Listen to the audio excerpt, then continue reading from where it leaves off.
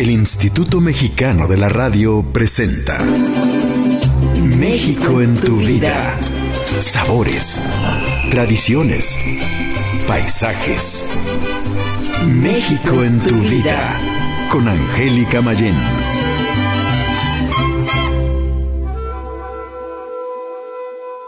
Nos encontramos transmitiendo desde Radio México Internacional, emisora virtual del Instituto Mexicano de la Radio. Les damos la más cordial bienvenida a nuestro primer programa, México en tu vida. Soy Angélica Mayén. El objetivo de este programa, amigo Radio Escucha, es que conozcas nuestro tesoro llamado México, que sepas por qué estamos enamorados de esta tierra y ser tus anfitriones para sembrarte a México en tu vida. Disfrutemos de 30 minutos de esta hermosa tierra llena de cultura, historia, tradiciones, sabores, sonidos, alegría y buen humor. México es belleza en todos los sentidos, así que dejemos que nuestro espíritu, mente y cuerpo viajen a través de la palabra, llevando a México en tu vida para luego de conocer este país, también te enamores de él y quieras conocerle.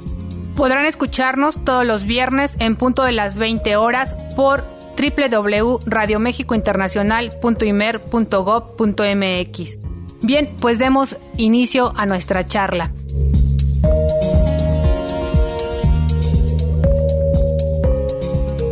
Nos acompaña en el estudio Edgar Anaya, periodista de turismo y guía de turismo. Bienvenido, gracias por acompañarnos a este primer programa, Edgar. Encantado, un gusto muy grande poder platicar de este formidable país y más en el inicio de esta serie. Muchas gracias. Gracias a ti. Cuéntanos un poquito sobre cómo ha sido esta parte de conocer México. Tuve el privilegio de que mis padres me llevaran a viajar desde muy chico. Eso a un niño lo marca para toda la vida y es el mayor tesoro que puede uno. Claro, y visitar México en todos sus sentidos, Sí, ¿no? Por supuesto. Viajamos mucho, mi familia y yo. Después yo por mi cuenta, por todo este país. Después estudio periodismo, me enfoco al turismo. Empiezo a escribir en la revista México Desconocido hace 20 años, buscando pues los lugares más remotos, más raros, pero valiosos, riquezas naturales, culturales básicamente. Y después otros medios de comunicación, radio, tele, medios impresos, hasta llegar a ser un guía de turistas, porque a partir de visitar muchos lugares se fueron uniendo amigos, fue surgiendo la idea de llevar gente a esos sitios valiosos y no muy difundidos por los medios de comunicación. Y así empiezo hace 8 años a armar recorridos, primero en la Ciudad de México, ahora por todo el país. Ahora soy guía certificado por Sectur y sigo esta incansable labor de recorrer, de visitar muchos lugares de México que difícilmente, no ve uno ni la 10ª parte de lo que tiene este país en toda la vida. Y es una pasión y es un gusto por seguir recorriendo tanto esta Ciudad de México donde nací, como el país completo, y ahora mostrando directo a las personas, llevándolas o a través de los medios de comunicación. En resumen, lo que hago y sé que haré el resto de mi vida es enlazar personas con lugares valiosos de México, y eso para mí es un gusto enorme y un privilegio. Y diferentes, porque realmente te vas enfocando hacia lo que no se conoce, hacia lo diferente, hacia esa parte en la que es poco conocido, poco escuchado, poco visto, poco leído y poco comido también, Sí. ¿no? Tenemos un lema en nuestra empresa Mexicorrerías que hacemos viajes, reportajes, libros y conferencias. Mostramos lo más interesante de lo menos conocido de México. Oye, y para alguien que no ha conocido México, que no sabe de México, que lo ha escuchado pero que nunca ha estado aquí, ¿qué le dirías? ¿Cómo lo traerías a esta tierra? Le diría lo mismo que para alguien que nació en este país, porque tampoco lo visitamos. No lo visitamos, falta tiempo, recursos, muchas cosas, y nadie nos informa adecuadamente de las riquezas. Falta mucha información adecuada en los medios de comunicación. Entonces, ¿qué le diría yo a un mexicano, a un extranjero? Que México yo lo califico con un adjetivo: infinito. Es un país infinito, lleno, repleto de riquezas de todo tipo. En México hay todo lo que uno quiera, todo lo que uno se le ocurra. Entonces nadie va a quedar decepcionado de conocer este país, y hay algo para todos, absolutamente. Claro. ¿Y México de dónde surge? O sea, ¿cuál es la etimología de la palabra? Yo sé que, ha tenido varios nombres, México hasta llegar ahorita ya a ser Estados Unidos mexicanos. ¿Cómo es? Y que ya le quieren cambiar este nombre largo. Hay una propuesta para que sea República Mexicana o algo así. Uy, pues bueno, hay libros y libros que hablan de esto. Es interesante saber que primero la capital se llamó México, Ciudad de México, y luego le da el nombre a todo lo que era la Nueva España, ya convertido en un territorio libre en el siglo XIX. Pero de todas esas versiones, yo en lo personal me apoyo más en la que habla de la raíz Metzli, la luna, Xictli, el ombligo o el centro, y el locativo co, en el centro, en el ombligo de la luna. La laguna que rodeaba la isla de Tenochtitlan se llamaba Metztliapan, la laguna de la luna. Quizá la forma de la isla de Tenochtitlan tenía que ver con alguna mancha de la luna. O se reflejaba ahí la luna también, ¿no? En la noche. No, lo que se dice es que la forma del lago estaba marcada de forma más o menos parecida a una gran mancha de la luna, y que entonces el punto que era la isla de Tenochtitlan, el origen del señorío mexica, pues que es como si estuviera en la laguna de la luna que estaba proyectada en este satélite. En fin, por ahí va la etimología. Al final nadie sabe exactamente. Los mexicas que se inventan esta historia de que vienen guiados por una deidad y que son los aztecas, los descendientes de Aztlán, una ciudad mítica. Viene todo esto lleno de querer tener un linaje, una historia. Esta tribu que cuando llega es despreciada y después va tomando mucha importancia hasta tener un señorío grandísimo de Michoacán hasta Chiapas. Y bueno, mucho se ha ido creando para justificar, para poder armar. Los hechos concretos son que aquí en 1325 aproximadamente los mexicas fundan una pequeña ciudad, un islote, y eso va creciendo. Aunque, ¿de qué México hablamos? ¿De qué hablamos? Son ¿Cuál? Tantos. O sea, yo nazco en el centro del país, pues hablo del centro del país, que nada tiene que ver con la península de Yucatán, no, claro, con el norte, con los linderos que se van trazando políticamente, territorios arrebatados, territorios que se van ganando, el territorio que crece en algunas islas donde hacen erupción volcanes y con la lava se aumenta siquiera algunos metros el territorio nacional. Y bueno, tenemos que definir de qué hablamos. Tantos Méxicos. Claro, hay muchísimos Méxicos en un mismo México, porque dentro de la misma constitución política de México, que son 32 estados, y bueno, son 31 estados y un distrito federal, o 32 estados ya. Cada territorio tiene su propia magia, cada territorio tiene su propia gastronomía, y a veces platicando con gente del norte, pues dicen, no, lo que pasa en el sur, eso no es cierto, porque ¿no? Sí. No es cierto que se coma de esa manera o se coma de esta otra, o la arquitectura cambia también. Dijiste algo clave, el norte y el sur. Si tuviéramos que dividir al país en dos, si tuviéramos que verlo en dos partes, pues creo que la más clara sería esta. La mitad norte de México, considerando más o menos por acá el centro, Querétaro, Ciudad de México, hasta Guanajuato, un poco como el centro del país. Que el centro de México se lo disputan. En Tequisquiapan hay un monumento que dice que es el centro del país, en Guanajuato hay otro, en Aguascalientes hay otro. Bueno, el centro geográfico no se sabe exactamente, pero si tuviéramos que dividir, la mitad del norte es mucho más desértica y la mitad sur es mucho más verde. La mitad norte un poco más, en general, pues por lo mismo, con menos riqueza, menos cantidad, porque hay riqueza muy profunda, histórica, de grupos indígenas, de muchas cosas. Pero en el sur, con las grandes culturas, lo que era Mesoamérica, de la mitad de México, justamente lo verde, hasta Honduras. Esa parte donde florecieron las grandes culturas prehispánicas.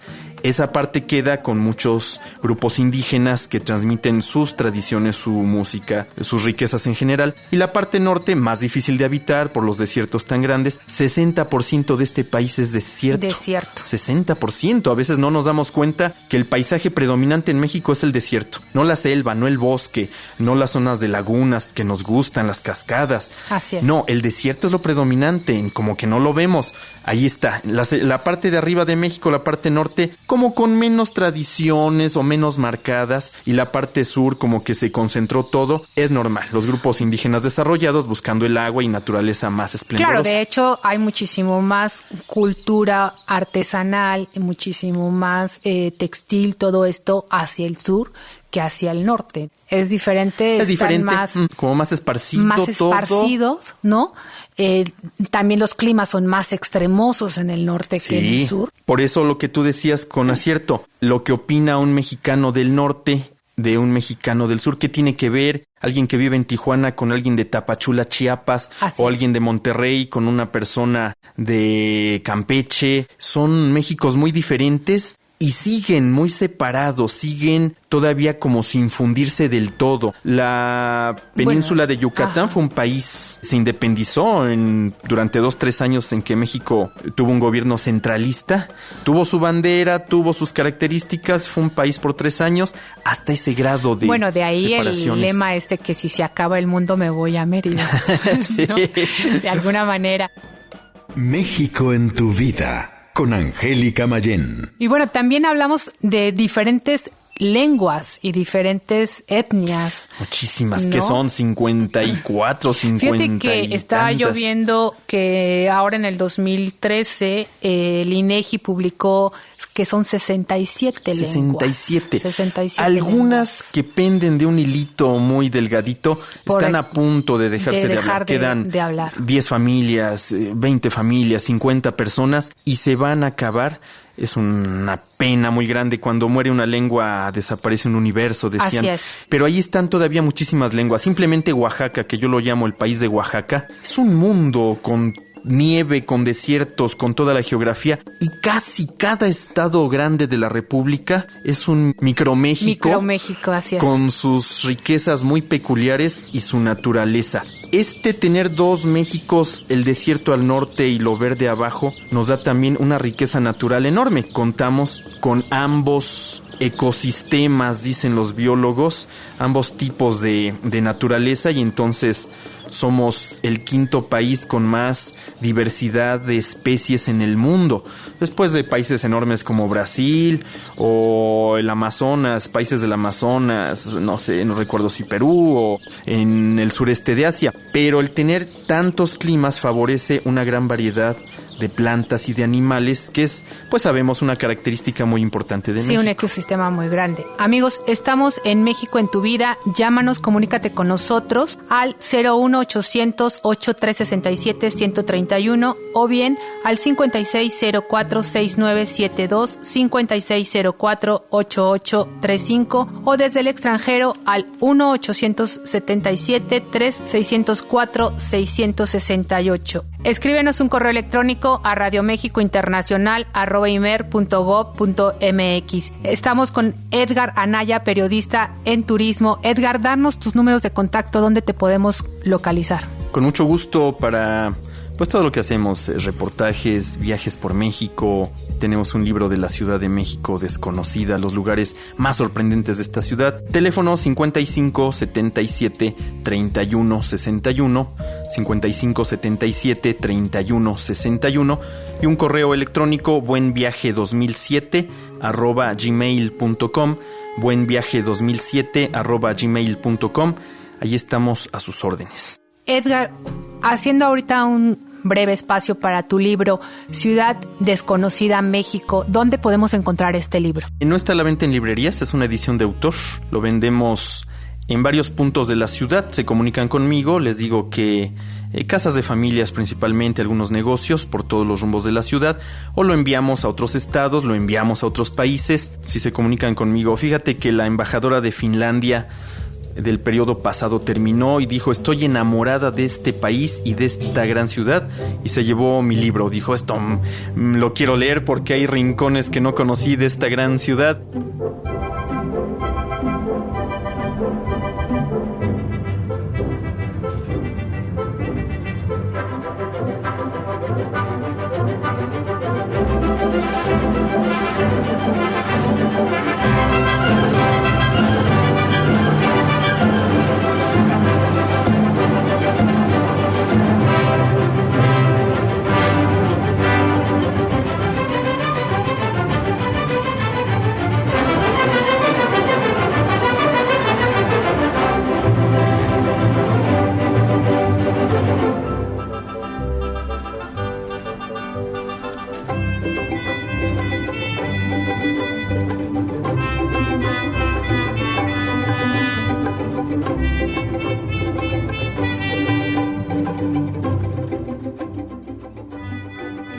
Pues decía yo, Angélica, que tenemos un país infinito y que todavía nos emociona. Yo sigo escuchando el guapango de Moncayo, como millones de mexicanos que lo hemos oído tantas veces y nos sigue encendiendo la sangre y sigo viendo la bandera, sí, como no, la bandera de México tricolor con ese escudo tan poderoso, un águila, una serpiente, nopales, volcanes haciendo erupción. Todavía nos sigue emocionando mucho porque este país, a pesar de una destrucción que ha habido de la naturaleza, a pesar de muchos problemas, países grandes tienen problemas grandes, todavía tenemos muchas riquezas que nos identifican en el mundo. Creo que esto es muy importante porque todos los países tienen atractivos naturales, tienen recursos naturales, tienen arte, tienen una riqueza histórica, sí. Pero lo que nos hace diferentes a los mexicanos y a cada país en general, hablo de México, lo que nos identifica en el mundo,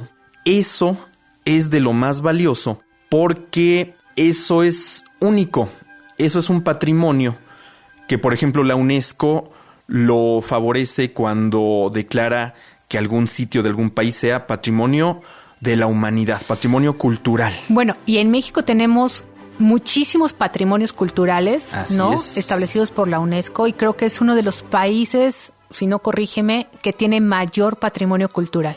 Pues sí, es de los que están en las listas de los más ricos.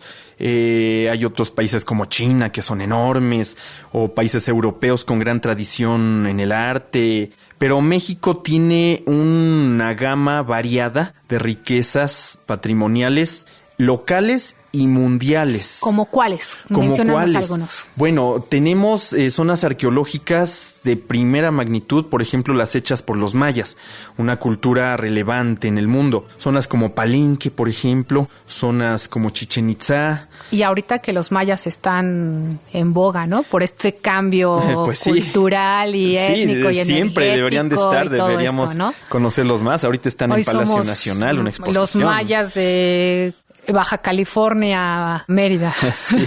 Y hay riquezas naturales también de primer orden, como la reserva de Siancán en Quintana Roo.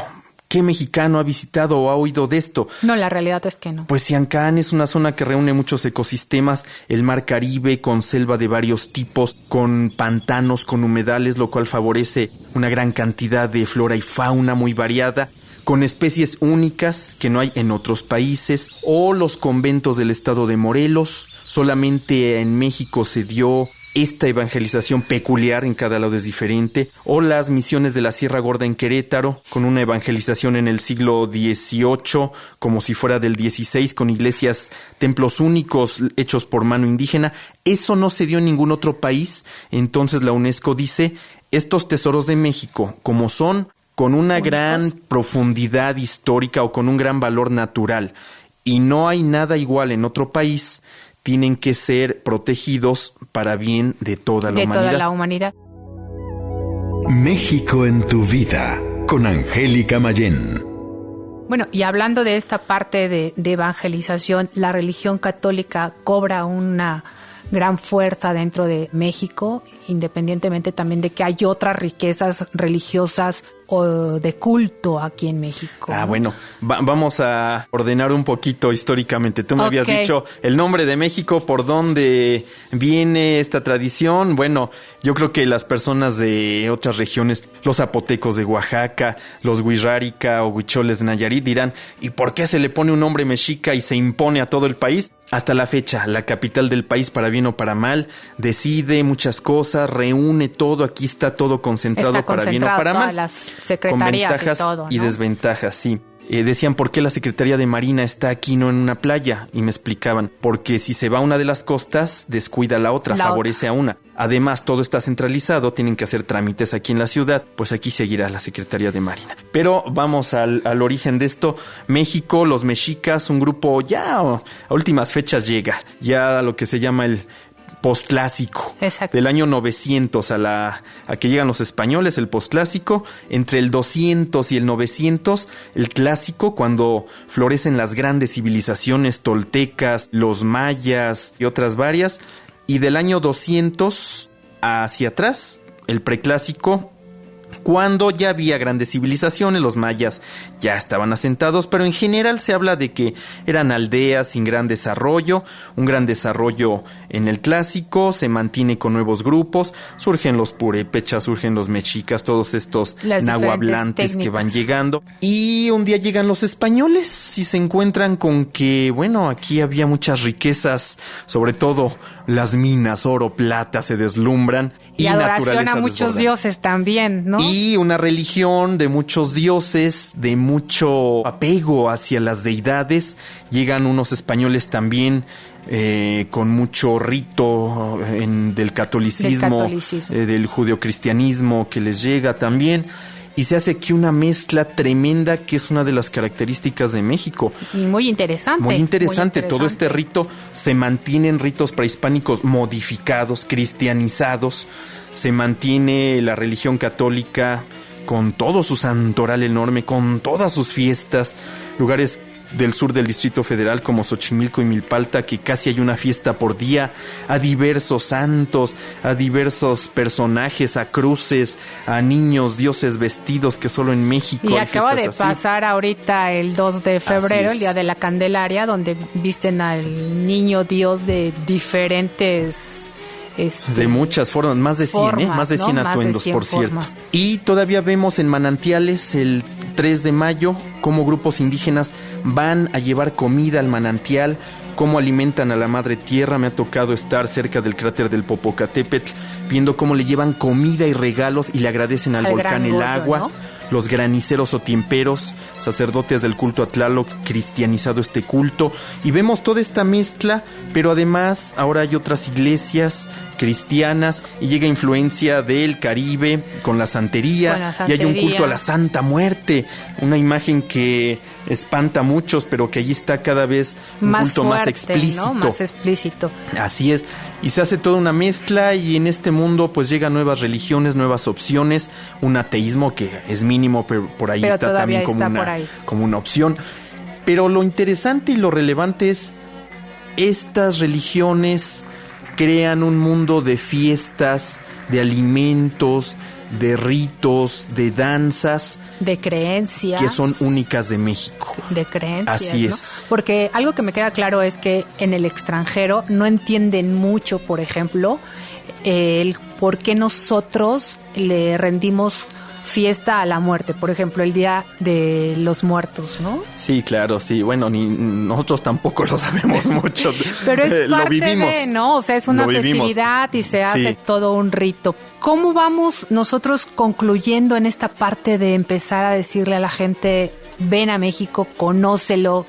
¿Cómo concluyes? Bueno, con esto precisamente. México tiene una historia tan larga. Los olmecas ya hacían grandes templos y esculturas, templos no, pero sí había ya escultura muy notable 2000 años antes de Cristo, un templo de Cuicuilco en el sur de la Ciudad de México de 2000 antes de Cristo. Toda esta riqueza cultural tan antigua, toda la riqueza natural por un paisaje tan variado, los mezclamos. Lo que teníamos de la época prehispánica, la influencia que llega de España, y España está mezclado con los árabes y llegan negros, todo eso lo mezclamos muy bien y queda un guisado riquísimo, lleno de sabores, de aromas, que a cualquier persona de este planeta le va a gustar, y es tan amplio el abanico que todo mundo va a encontrar algo a su gusto. Hay quien viene por playas a México, pero hay quien viene a ver la arquitectura virreinal, y hay quien viene a ver la arquitectura prehispánica, y hay quien quiere ver danzas, o hacer ecoturismo, o treparse a volcanes, o visitar el desierto.